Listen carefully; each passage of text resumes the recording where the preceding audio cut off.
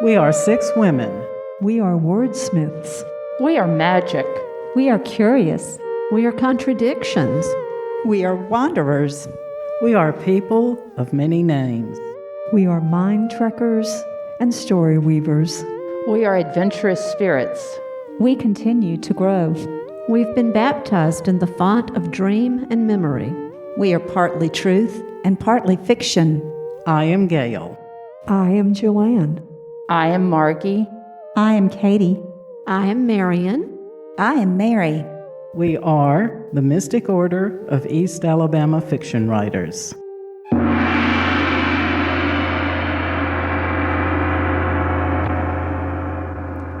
Welcome to the Mystic Podcast. This is Mystic Katie. And I'm Mystic Queen. And I'm the Mystic Joanne. And I'm Mystic Margie. And we're missing 2 mystics, Mystic Marion and Mystic Mary, the 2 M's. Yep. So they'll just have to listen later. And Well, they will. We miss having them here. Hopefully. Yeah, hopefully they will listen. That's well, right. we know Mary will listen because Mary is our editor. Yes. So she'll have to listen. That's true. She'll have to listen. Our exceptional editor who's willing to take that on. So today we are going to revisit a subject that we visited at the end of last year that hasn't made it to a podcast yet.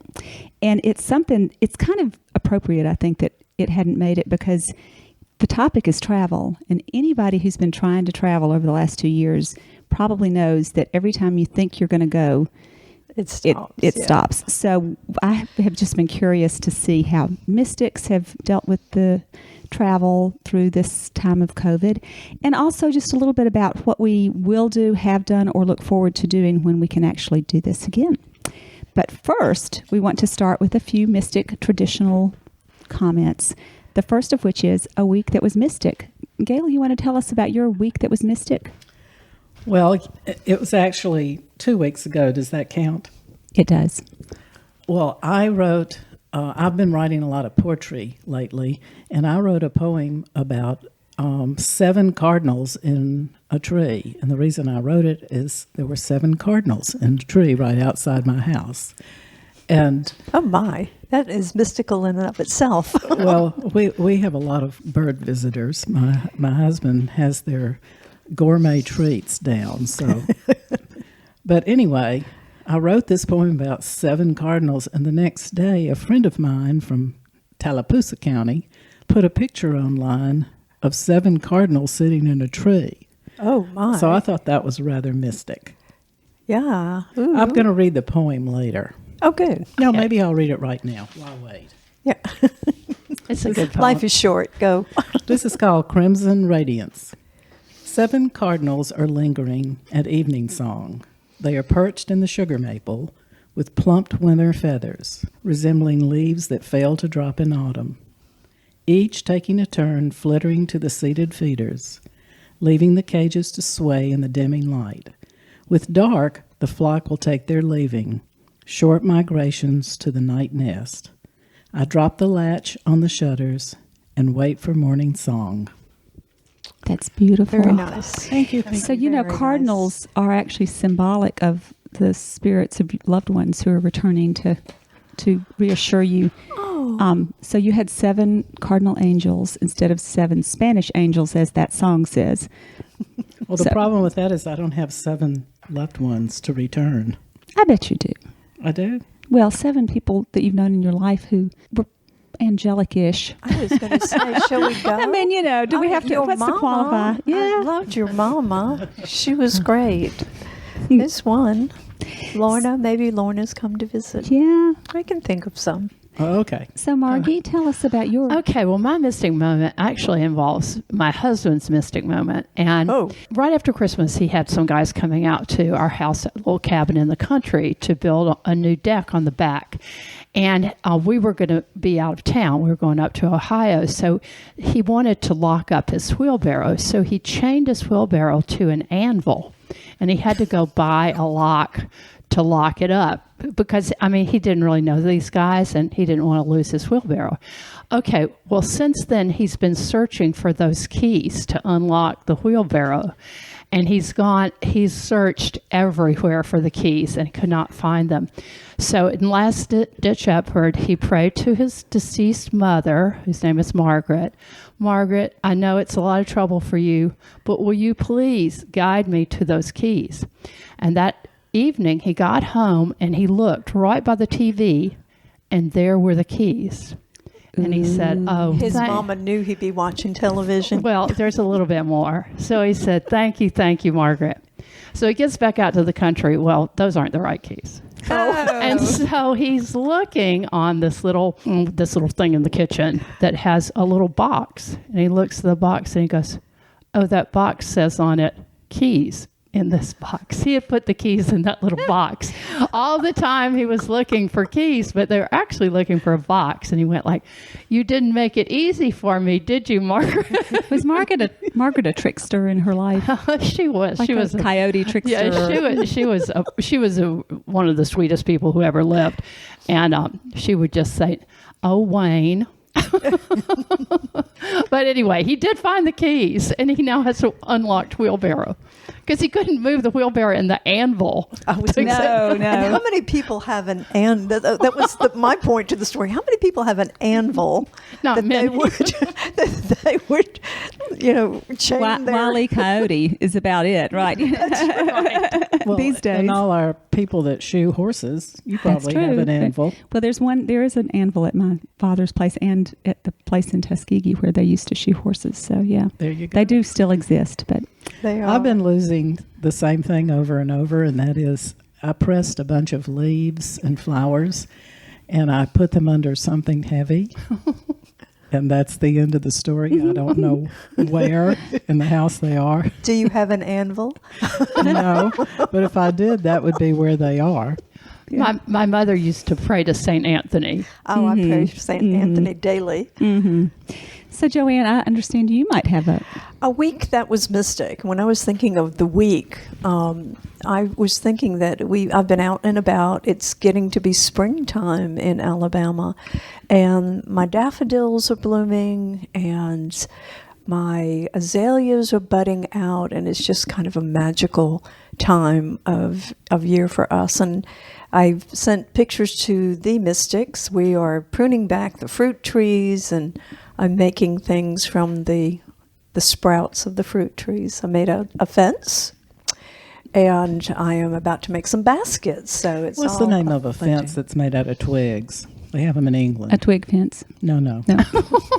We'll have to look that up. Maybe one of our readers will. That's true. Actually, That could be I a good... saw the idea for it when we were in Austria, and they had this fence made out of long twigs. Oh, So, look, yeah. Margie's got the telephone out. That's was it. Google. just gonna Google look knows real everybody and The everything Google. and everyone.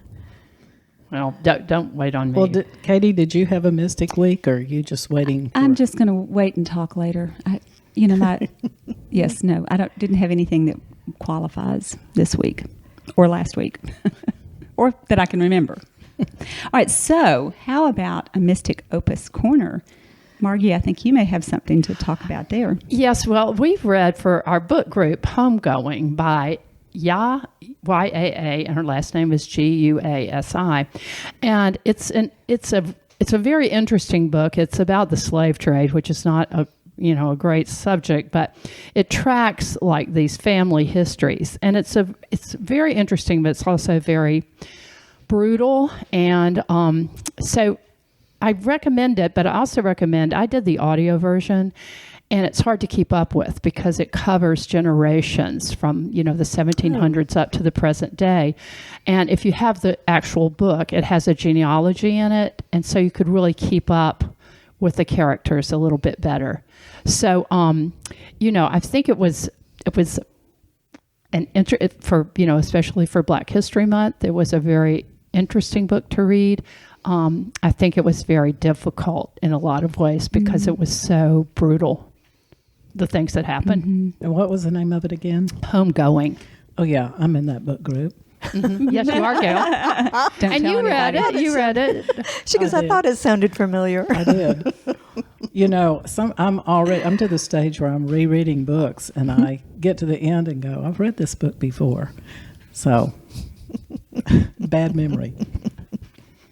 Joanne, I believe you might have something I too. do, yes. I am in, just briefly, I'm not in a permanent book group, but right now I'm in a mystery story book group with the Ollie group, the Ollie people. And we have just read a book, or in the process of it, that really isn't a mystery to me, but it is This Tender Land by William Kent Krueger.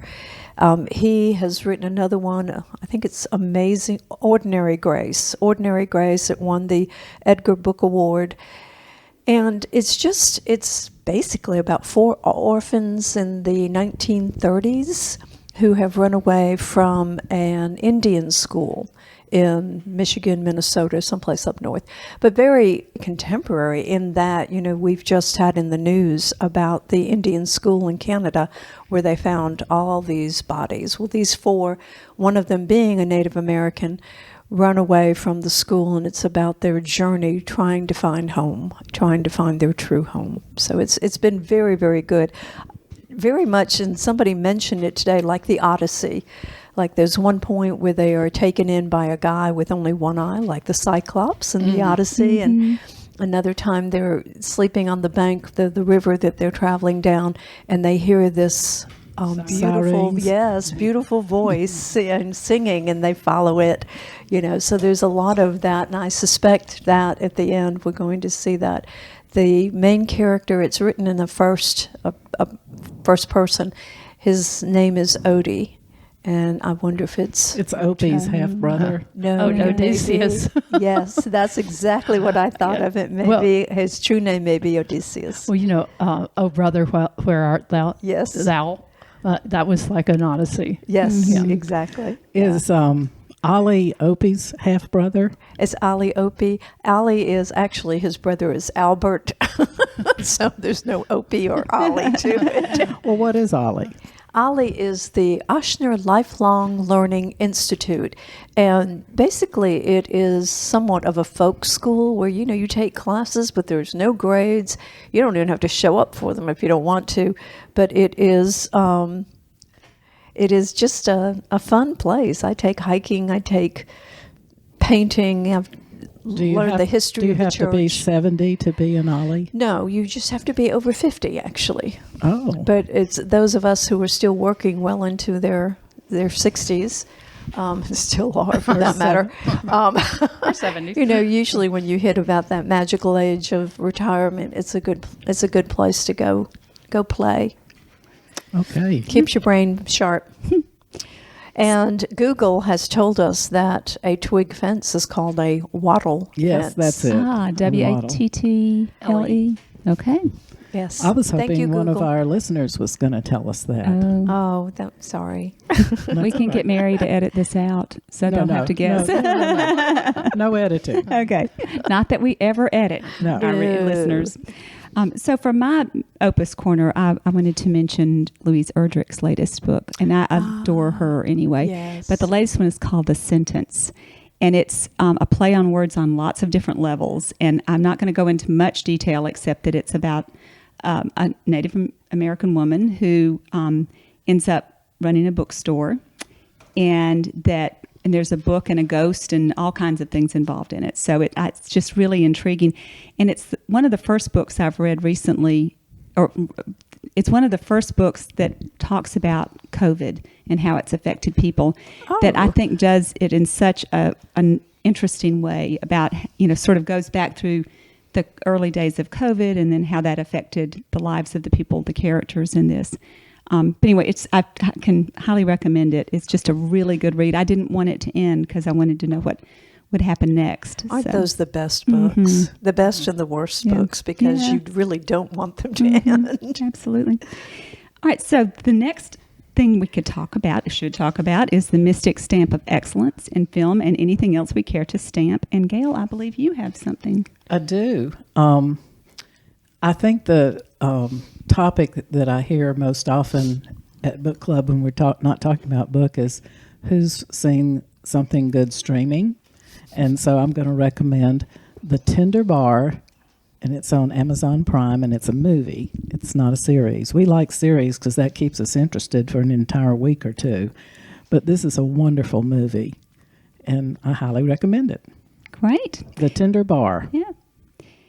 So I would like to recommend, we are in a community where there are a number of wonderful locally owned bookstores. And it's bookstores, but coffee shops. That's what I really meant. Sometimes there are books involved with the coffee shop. But I have fallen deeply in love with the new one that's over near where I live in Opelika called the Melanin Cafe. And it is a Black-owned coffee shop. And all of the drinks are named after either Black characters or moments.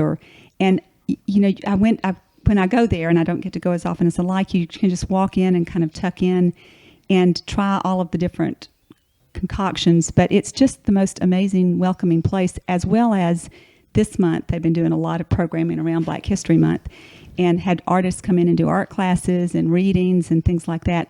But if you live anywhere in the Auburn-Opelika area, I could Google the Melanin Cafe and stop in and have a delicious drink, as well as they have some food and stuff too. But it's mainly just the vibe there is just amazing. So the coffee's named after famous Black people? It might be Black people in history or events or things like that. So We're in Opelika. it is near Southern Union and Opelika High School at that intersection where there's a shopping center where there's a Winn-Dixie. I know. I know where that Yeah. is. Yeah. So. Okay. Good to know. So I think our next category is Mystic Bites, and I believe everyone. I want to say something about Mystic Bites.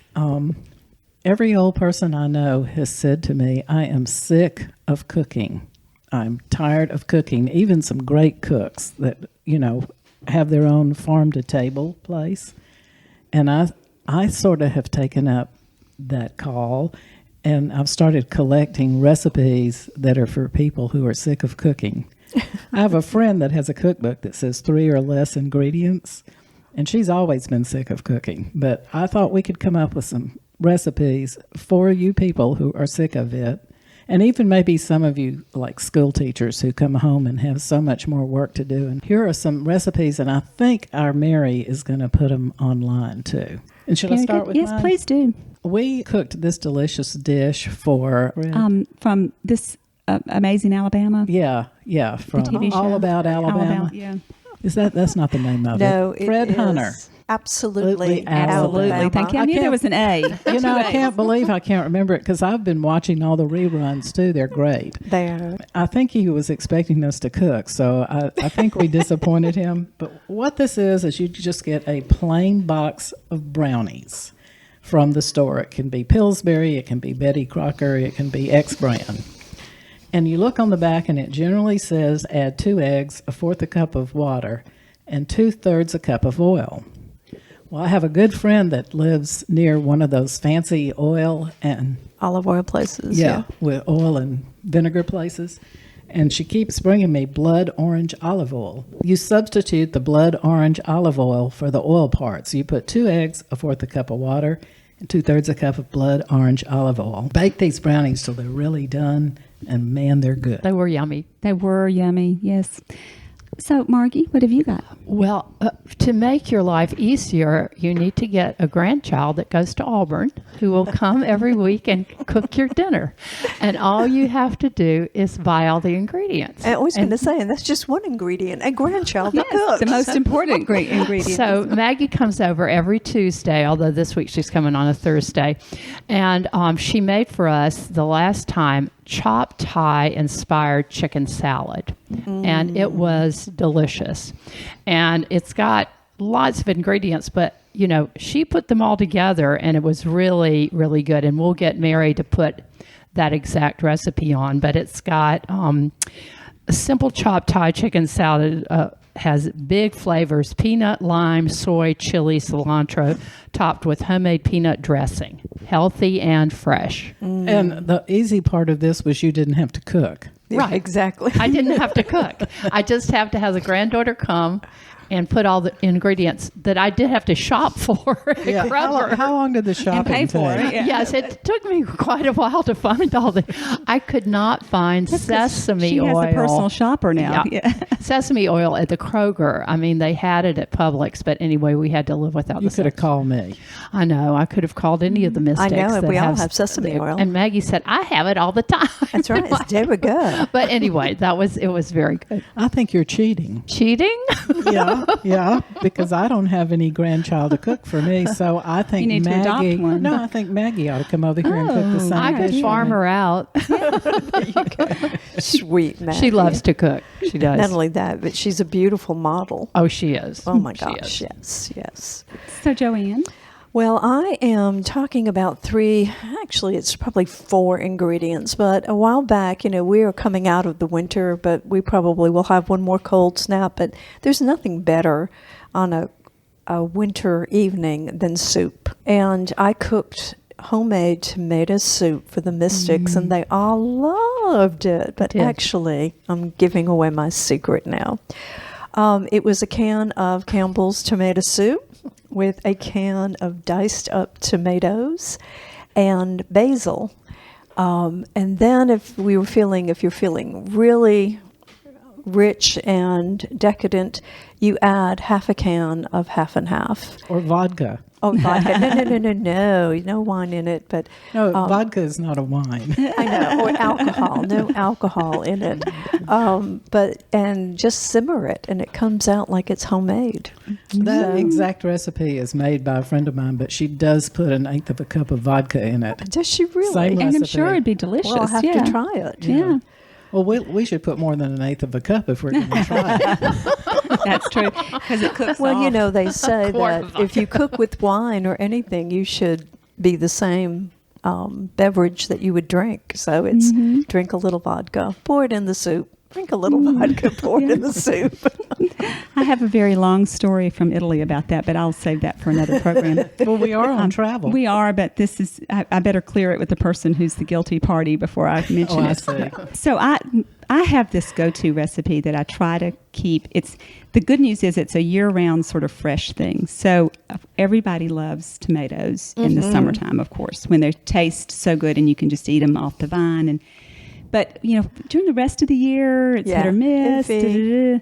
But what I have found is that if you take tomatoes and try to find some nice ones, but even canned ones would work, and dice them and add basil and olive oil and balsamic and salt and pepper, then you can use that on top of bruschetta, on toast. You can use it on top of pasta. And so we tend to keep a container of that in our refrigerator almost all the time, and actually it gets better over time as it Sounds yummy. but it's so easy. And even when you find winter tomatoes that are not great, it's still really good. And I will say I like fresh tomatoes better than canned ones because of just the texture as a rule. Yes. But anyway, it's such an easy thing to make and just have ready to go and use it on anything, or eat it just by the spoonful out of a container. I'll tell you a winter tomato that's great is Campari tomatoes. They're the ones in the little plastic box. That's the only thing I have against them is They're in a little they're plastic box. in plastic. They are But good Yeah. though. They are Campari is what I live off of in the winter when I'm missing.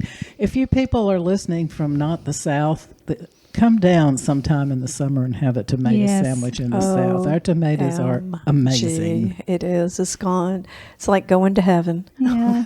Yeah. So anything else bite-wise? Any other nibbles or bites that we want to talk about before we get into the meat of the subject? Pardon the pun. I guess not. I guess no. So let's talk about travel. And so one of the things I'm really curious about, and I sort of know this, but our listeners might not, even though we have two mystics who claim they never travel, they do. They may just travel closer to home. But I would like each of you just to take a couple of minutes and talk about what kind of travel you tend to do. Are you a world traveler, a local traveler, sort of that feel for things, and then we can go from there. So Margie, will you start? Well, I kind of consider myself a world traveler because I've taught and studied abroad all over Europe, plus had a son that lived in China, so I've been there. And then I travel with a circle of friends who go to places like Colombia and Croatia and Southeast Asia. So, yeah, I am. But I love to travel locally. But what I like to do is like kind of have yourself be stationary in one place and then adventure out from that. And that was true of our study abroad programs because we would be based in like Paris, but then, you would do, well, Paris, there's so much to see, or London, but still it's nice to have one place that you can stay for a number of weeks if you can do that. And then really immerse yourself and, learn all the little local restaurants and find your own little wine shop and things like that. I like that. I don't really like to do group travel is fine. I mean, I guess we did travel with a bunch of students, but we were kind of in one place for a while. Margie, I bet you found your own little wine shop the very first day in the first 20 minutes. I did, and the little man that ran it was so nice. I would just, what is the best rosé? Yes, the locals know. Yes. So, Joanne, I know you just got back from some world travel, but in general, what do you think of yourself as? As growing up, I always wanted to be a world traveler. I went to Europe for the first time at 16, and my husband and I have traveled as far away as Japan. But in recent years, we have, remember that commercial, and I'm giving my age away, See America First. Mm-hmm. So we have been seeing America first. We've been to Alaska, we've been to California, Oregon, Washington, Colorado, Wyoming. But more recently, and within COVID, we have been seeing just around the corner Alabama, Georgia, and much closer to home. And that's what I'll talk about today. Gail? Well, for a long time, I did not travel abroad. I'd stay around the United States, Canada, Mexico, the islands, and I just really never got to a place in my mind where I knew people there. And finally, I met some German people who invited me to Germany, and then I got bitten by the bug. Mm-hmm. And so since then, I've done a lot of traveling. I went to Germany maybe 6 or 7 times. When I was in the antique business, I'd go to all the flea markets, but I've expanded out since then. But I'll go anywhere. If you have a trip planned, just call me. I'm already packed. So let me know. And I can pack in a little teeny tiny suitcase with all my black clothes and 2 pair of shoes and then another suitcase for my medicines. But yeah. We have reached an age, haven't we? Yes. Yeah. So I think of myself as a wander traveler, because while I love a well-planned trip, I particularly love to go somewhere and do sort of what Margie was talking about, but have a home base and then just have no agenda except to wander and discover. But I also really prefer to travel to places where you can be outdoors. So hiking, while I love the cultural and the eating and things like that, it's that ability to be either hiking or birding or looking at eclipses is something my husband and I have been able to do. So the more that involves the outdoors, the better. And I will go anywhere that I would almost go anywhere unless I really thought it was dangerous. So I have no, I have bucket lists sort of, but it's more interesting. It's like if there's an opportunity to go somewhere that I've never been, I will be there. Plus, I'll be glad to go back to a lot of places I've already been. Yes. I can't go back because I'm too old now. I have to, if I'm going to complete my bucket list, I will not be seeing those places again. Mm-hmm. I'll keep them in my heart, though, if I can remember I've been there. Right. Yes, if we can remember. That's right. Yeah. Sometimes I have to ask Bob when somebody says, have you ever been to Belgium? And I'll say, Bob, have we ever been to Belgium? Or San Antonio or Santa Fe. That's a private joke. Since my son lives in L.A., I will say I've visited L.A. more than any person from Alabama. No doubt. And you know what? I used to go into L.A. and it's so big and so trafficy, and I just hated it. But then my son is a tour guide, so he knows where to go in L.A., and now I just love going there. And I think that goes to what Margie's talking about. When you see the big picture like New York or LA or any big city, Atlanta for that matter, but once you know the ins and outs of it, it becomes a small town all of a sudden, because you have your little museums, you have your little wine shops, you have all these, and you can live more like the local, and that's fun. That's a lot of fun. Speaking of museums, this is totally off the subject, but I got a note on my email that said my donations for the year, and it listed every museum I've been to. Oh, wow. Wow. And it was the cost of getting in. And I did notice when Katie and I went to the Gene Autry Museum, of course, because Katie's, all into horses and stuff. But I did notice he said, we'll take the cowboys. We'll take all into the cowboys. We'll take your contribution of $36 each or something like that. It was said that way. So I'm going to ask my accountant about this because if it's true, I'm going to be getting a whole lot of taxes back. Yeah. There you go. And lucky that you got that, though. That's why I couldn't keep up. One thing I'm also curious about is what each of you look for. So, a lot of people travel, like I said, for nature or whatever. So I think, Gail, you have something that you almost look for every time you go somewhere. So talk to us about your travel. Well, I could focus. I could take the rest of our time. There's 4 of us here, and y'all could just sit there and tap your foot, talking about. I'm a tapophile. It's also a tombstone tourist. And I never go to a town that I do not go to their cemeteries. There are so many to mention, and I've tried to just put them in the mention bunch, and then I'm going to talk a little about Pierre Lachey. My mention graveyard is the old Jewish graveyard in Prague. If you've ever going to Prague, go there first. It's amazing. You can go online and look at all the pictures. Very beautiful and humbling. My next mentioning, I'm going to mention where Muhammad Ali is buried, and that's in Louisville, Kentucky. And the cemetery is named Cave Hill Cemetery.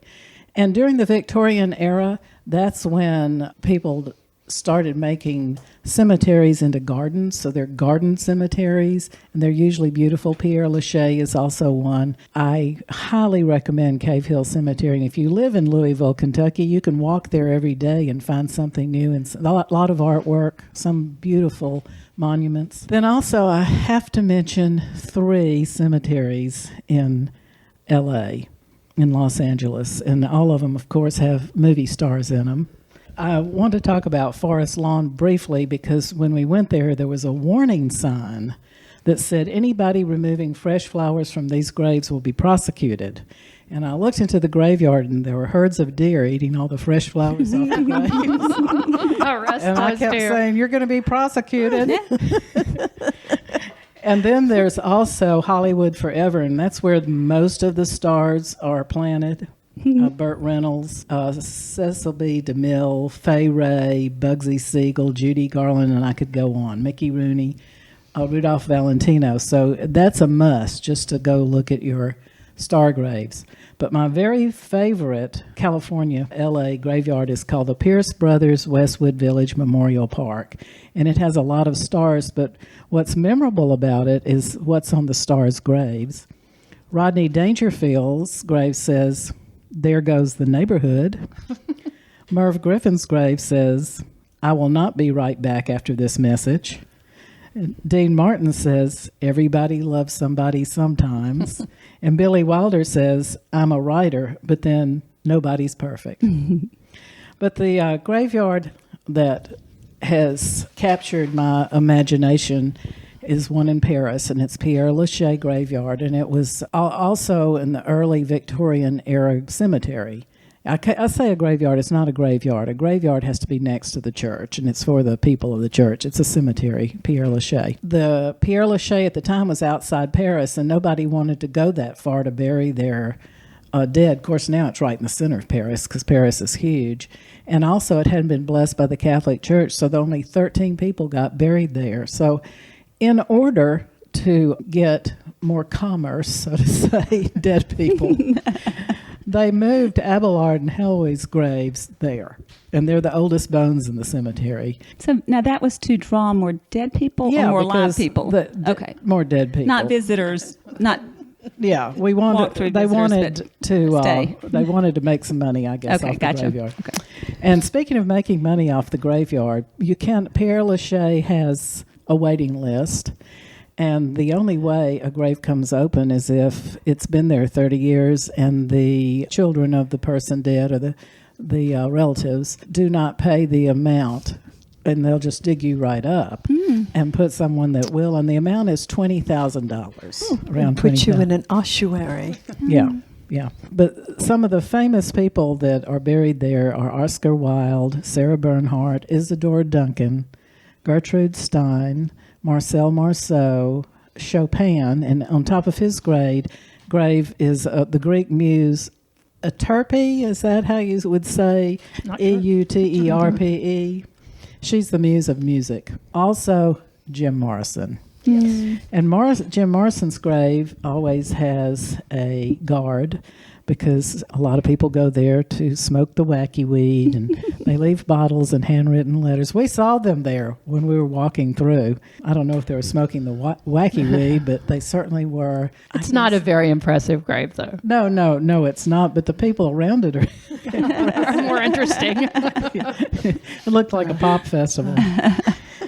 So there are a million people Looks like the after party. The after party after one of his concerts. The reason I like the graveyards, I love the history, and my son likes to go to graveyards too when we travel. I like the history, but I love the beauty of the marble. And there is one more graveyard. It's in Cuba, and I don't remember the name. But if you ever get to go to Cuba, because I was on the last boat to Cuba, and after that we were cut off. But if you ever get to go there, be sure and go to the graveyards, and that goes for anywhere else. Yeah, I fully agree. I think it's a cultural opportunity to see what people are like and things like that. But it's just so much fun to read the headstones and think about the history behind them. Mm-hmm. So, Joanne, when you travel, is there something particular you focus on, or just tell us about what your travel? And I will tell you that recently, Jimmy and I have always been campers, and so when we went to Wyoming, I mean, we camped on a tent on the ground, and as I tell people, global warming has made the ground so hard that we finally broke down during COVID and bought an RV. Part of it was because we had never had such a vehicle before, that we stayed close to home at first. And then we did it because Alabama, Florida, Georgia have so much to offer. It was really like, why would we go anywhere else? Mm-hmm. And so in the last year alone, our maiden voyage was to Wind Creek Park on Lake Martin. And that was, it's a huge campground, but we went during February, so it wasn't so bad. But it was beautiful with the lake. They have a lighthouse that you can climb to. And as you were saying, we look for hiking trails and biking trails. We're bikers as well, not motorcycle bikers, but cyclists rather than bikers. Cyclists. You There we have go. The leather jackets with the fringe on. Well, I have a leather jacket, but no, not to ride on my bike. And then Hell's Angel campers. Right. A good Catholic girl. Oh, there we go. Good Catholic bikers. The Camp Angels. Michael's Marauders, or St. Michael's Marauders, or something like that. Then we ventured out to Cheehaw, which is, of course, in the northern part of the state from where we are. And, Bald Rock, Pulpit Rock, there were just so many little trails to go, and you would go up there and see these vistas like that you could look like you saw forever.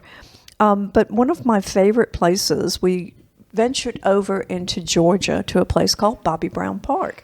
And we didn't know it at the time, but it is at the convergence of the Broad and the Savannah River. And Jimmy had been doing his genealogy and realized that the Camps had a plantation there. Now, where it was is underwater now because they backed up the Savannah. But we were able to see that little bit of history there. But the reason that we went there initially was the Georgia Guidestones. And in Elberton, Georgia, which is the granite capital, I think, of the Southeast or maybe of the United States, they mine granite. And an unknown, anonymous donor went and wanted this monument to be made. And it's a little bit like a mini Stonehenge. It is a granite monument espousing conservation of mankind. And the message is written, there's a message written on the top in 4 different ancient languages: Sanskrit, Babylonian cuneiform, Egyptian hieroglyphics, and classic Greek. But the main message is written on the huge slabs that form the posts, if you will, of this monument. And it is written in English, Russian, Hebrew, Arabic, Hindi, Chinese, Spanish, and Swahili. And it has his own ideas of how mankind should act. One of them is to maintain humanity under 500 million in perpetual balance with nature. That the passions, faith, tradition should rule with tempered reason, protect the nations with fair laws and just courts. He advocates a one language to unite humanity. Whose words are these? We don't know. Oh. It's an anonymous donor. He came in and paid buku-doodles of money, and no one knows his name. When they told him, you have to give us a name, if you're handing us tens of thousands of dollars, we have to know where this money is coming from. He just called himself Mr. Christian. Yes. And so, but no one to this day knows who, of course they took his money and they made the monument, but no one knows who the actual guy was. And Well, I think we should collect some money among ourselves and have them put up a mystic monument. we can do that. We can absolutely do that. And Elberton has got plenty of granite. But my favorite thing on the whole monument was the last one written in all these languages is, be not a cancer on the earth. Save room for nature. Save room for nature.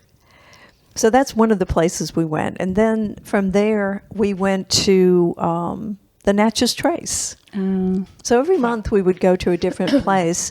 And we started off in Moundville, which is the mosquito capital of the world. There's a fire ant story to go with that. Is there really? Oh my gosh, the mosquitoes were horrible. It's right on the Warrior River. But it was just, talk about a mystical place to be. You're in all those Indian mounds. I think there's something like 60 of them there.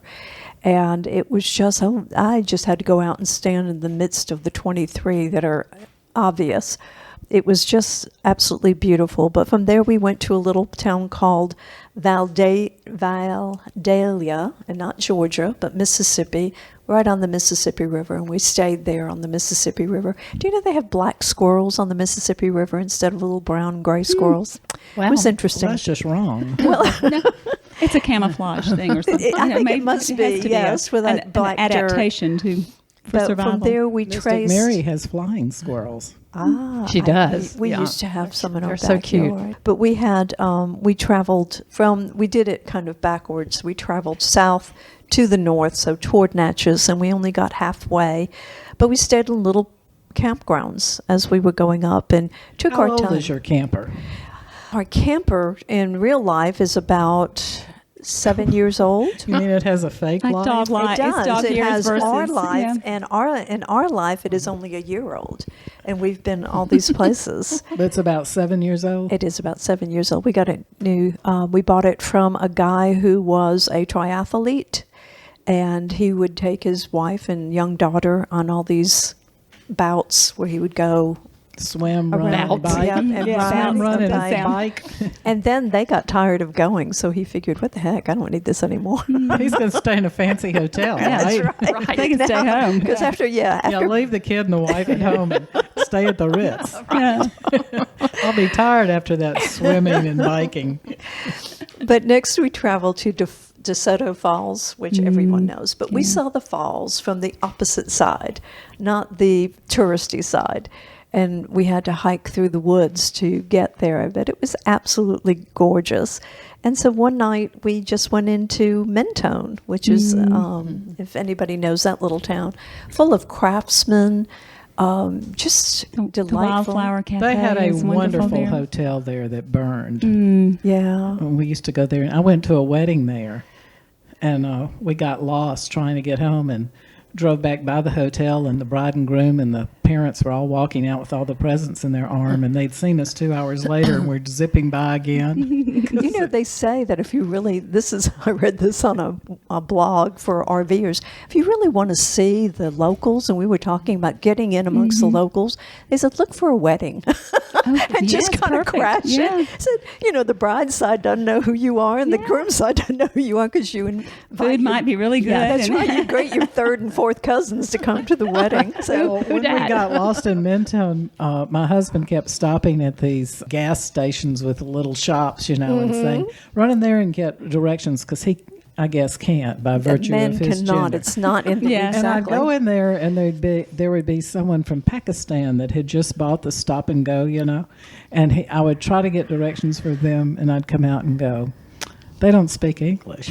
Or they haven't lived here long enough themselves to know. That's right. There you go. Bob goes, what do you mean they don't speak English? We're in Georgia. It doesn't matter. It's not mattering. But we stayed in a delightful place on outside of Mentone toward, it was near Anniston at it's called the Chief Diga Bike Trail, and it's one of those rails to trails places.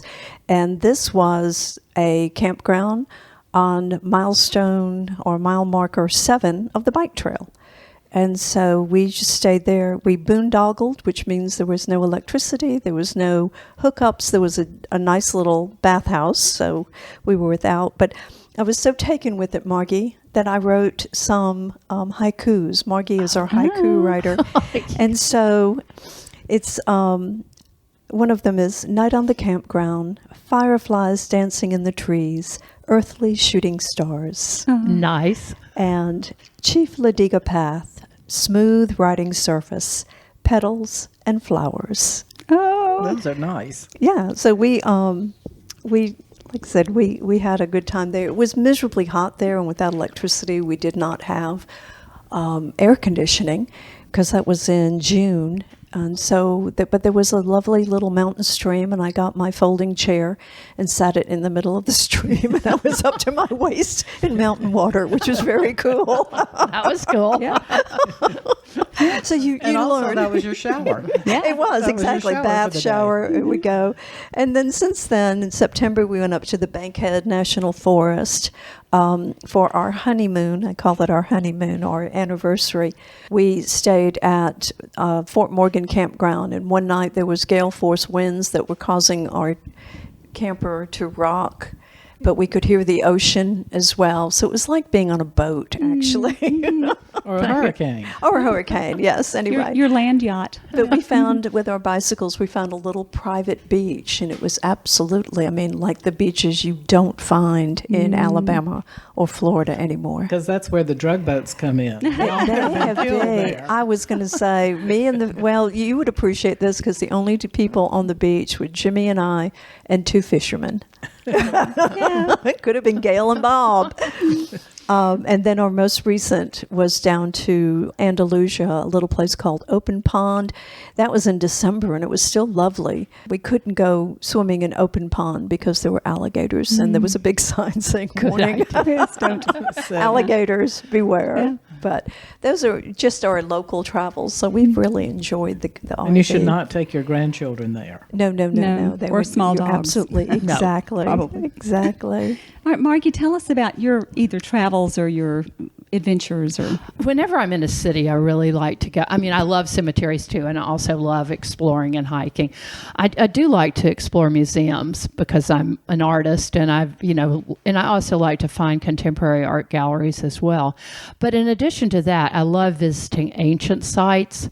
A great place to go is southwestern United States, and I've been, all over Four Corners, and Chaco Canyon is just a must. But just if you go there, rent a 4-wheel drive vehicle. Do not rent a little Pinto, which we did, and you almost lose your insides by this road going. But I do love that, the exploring around here. There are lots of ancient sites, but the Emulgee mounds that are in Macon are quite interesting, and they've done a lot of work. Macon, Georgia is not too far from Auburn, probably 2 hours. How do you spell Emulgee? Omulgee. It was a culture that lived there thousands of years ago. I don't know the exact dates, but I did buy a little Emulgee man, which is this little ceramic sculpture, a little clay sculpture. It's so cute. I'll make a picture of it and send it to do. Mary to Exactly. put on the site. And it was found in one of the graves, but not all the mounds. And of course, up in Etowah, Georgia, there are the big mounds. And a lot of those have not been excavated. When you're in Ireland, of course, you've got Newgrange, which is older than, and of course England Stonehenge, but Newgrange is one of the oldest tombs on Earth, and you can see the solstice of when rises when you're inside of the tomb, because it goes down and the sun comes up. So it's really, all of those ancient grave sites, contemporary cemeteries, but also the ancient sites, which were usually graves. Isn't it remarkable how they knew that? Like I said, the Georgia Guidestones, too, had that where you could track the moon and track the summer and winter solstice as well as the equinoxes just through little holes in the monument. It was just really remarkable. Also, Katie, you were talking about following, different events like the eclipses and things like that. And that's and then also the only place I've really traveled south of the equator is Chile. And you have a whole different sky there. And it's so interesting to learn, to see the Southern Cross for the first time. Everything's different. And there are a lot of dark skies there, because it's not heavily populated. Plus, they're high altitudes, too. So anyway. Did you get sick? No, I didn't. We went up to like 15,000 feet to these geysers that erupt at 5 o'clock in the morning. Oh my gosh. Chile is just an incredible country to explore, all of South America. But you never know if you're going to get altitude sickness, just like you don't ever know if you are going to get seasickness. You just may get it and may not. And we had little oxygen containers that you could breathe. I mean, they just squirted up your nose if you were feeling. But the cure is go down.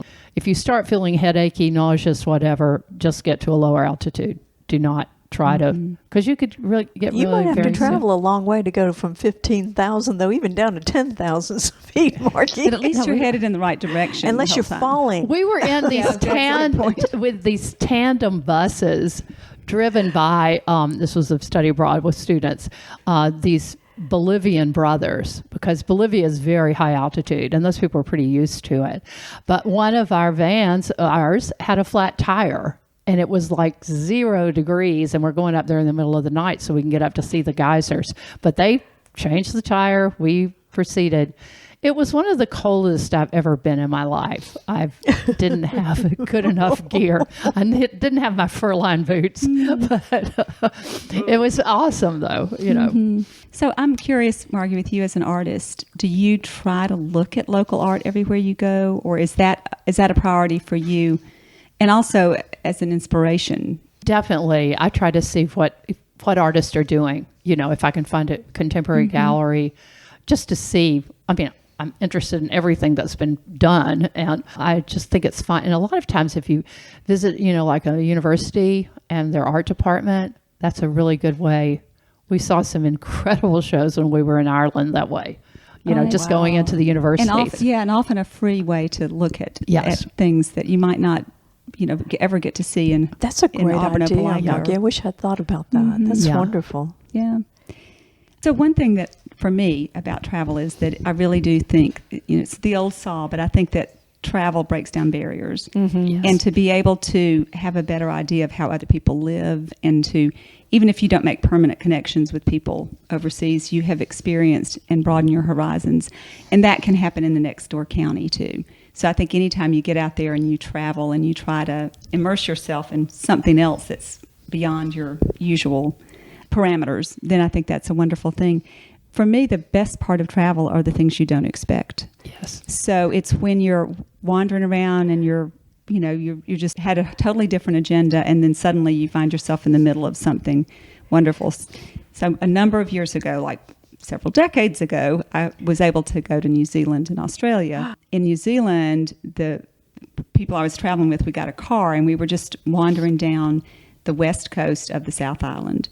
And it was a windy road, and you had to watch out for the sheep and things like that might be out there. But then suddenly we came around a corner and there were all of these people dressed like bumblebees. Or honeybees, but I think they were bumblebees. And they were in costumes and wandering around in costumes. And you thought you had walked or driven into the Twilight Zone of some sort. Was one of them John Belushi? No, it was not. It was not. But it was their local rugby team had just won their cool. local thing, and so they were celebrating with the parade, and the team was called the Bumblebees or the Honeybees. And so it's moments like that to me that's the unexpected that are so wonderful about being able to travel. And honestly, I do think that even if you do travel just across the county line or to just a place you've not been before, even if it's close by, it's inspiring for us as writers. I think those may be grandbabies. I think maybe they're on the. We're looking at the grandbabies. Yeah, they are dressed up like bumblebees, and I was wondering if that's that will be. Yes, that'll be on our our Facebook page. Do you remember when we were in Santa Fe? Katie and I went to Santa Fe, by the way, and we not San Antonio. We wandered into that church where 2 opera singers were practicing. Oh yeah. Oh, cool. See, they are that's the best. Those are the moments to me that are that's what magic is all about. And you've got to be open to that. When we visited the grandbabies one time, it was before the grandbabies actually.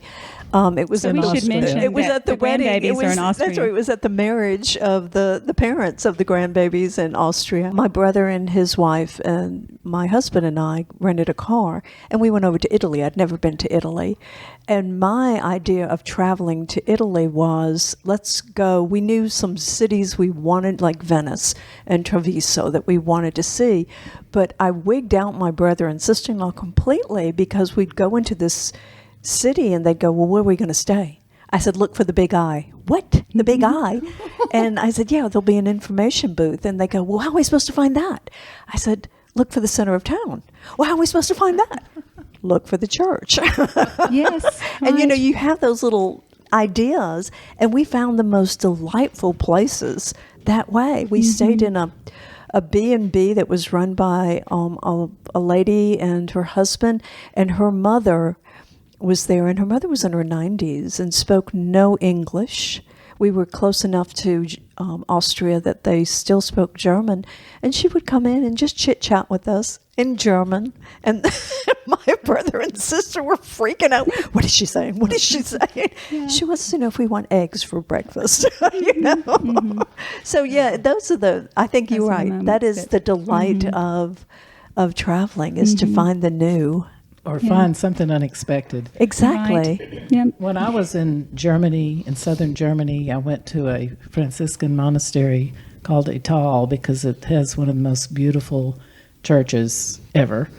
And I went there in the early morning, and I was by myself in the church, and this bus pulled up, and all these ancient women, probably our age now, got out and marched into the church and started singing these old hymns in German and a cappella. And it's like, oh my Lord. Yeah. You couldn't pay for that. No. You couldn't. Yeah, it's great. Right. It is. And I do think that the trick there is that you've got to stop and pay attention. Yes. You can't just be, my husband and I have this discussion everywhere we go. It's like, we are not on a forced march. Right.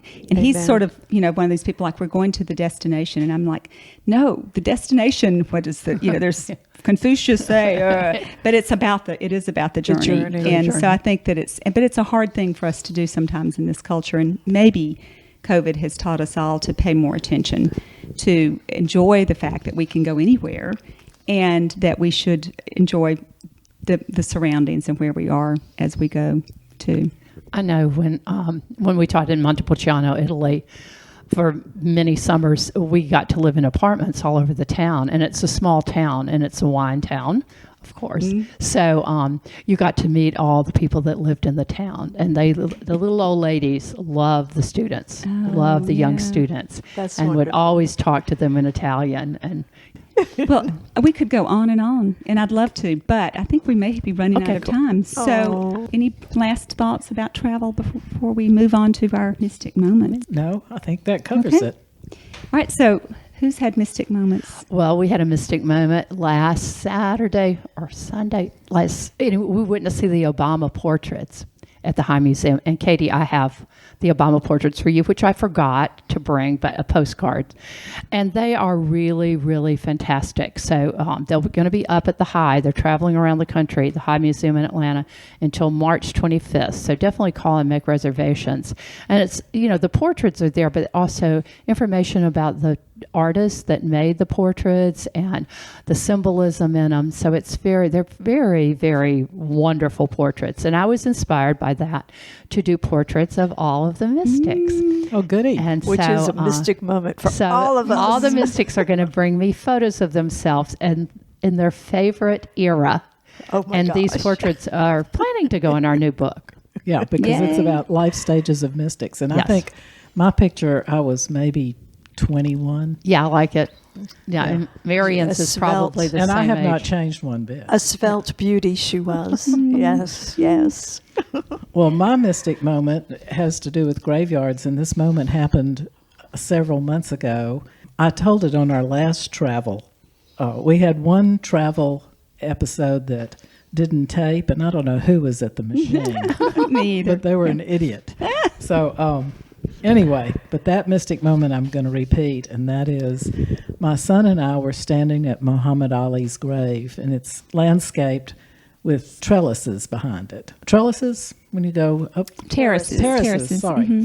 And it's quite beautiful. He's buried east to west because he's a Muslim. And it was just an impressive grave. And my son walked up the trellises to take a picture down on the grave with me in it. And I looked at him to smile, and this puff of white smoke went up behind him. And I said, "Where did that come from?" And he turned around, and I swear it was gone. Totally gone. And I had not been doing the wacky weed.